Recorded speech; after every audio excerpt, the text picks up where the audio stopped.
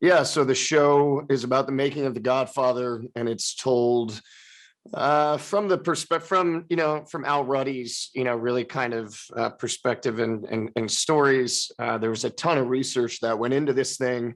I mean, there's so many people that were a part of this movie that went on to be some of the titans of the industry, and there were so many obstacles to getting this show done or to getting this movie made that it really did warrant a 10-hour kind of limited series about it. But yeah, so Al Ruddy, the guy I play, he was the producer of the whole thing, and he was the one dealing with the mob, and kind of he had to keep a lot of balls in the air, and I think it serves itself as really entertaining, really any entertaining series. People that aren't familiar with what a producer does, I heard Dick Clark one time say a producer is kind of like a garbage collector that collects all the garbage, has to sort it all and make it all look pretty. And if it stinks and it sucks, he gets all the blame. But if it looks beautiful in the end, he gets all the glory. Does that sound about right? Al, he's certainly the one he was doing so many things kind of behind the scenes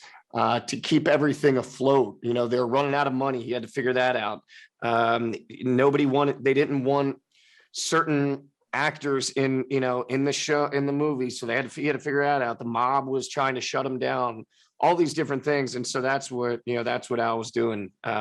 He had to keep the artist happy, he had to keep the studio happy, and then he also had to kind of maintain his own safety in a lot of ways in this one. How cool was it to be a part of something about The Godfather? How important was that movie to you growing up as a kid that wanted to be an actor? When I saw it as a kid, I don't think I fully appreciated it as much. I found it to be, incredibly compelling and really blown away by it. But once I because I didn't know I wanted to be an actor when I was younger, but as I got older, really just kind of and understanding what your cinematographer is doing, what are your gaffers doing, all the things that need to come together, the score, the cut, there's just the writing, there's so many different elements.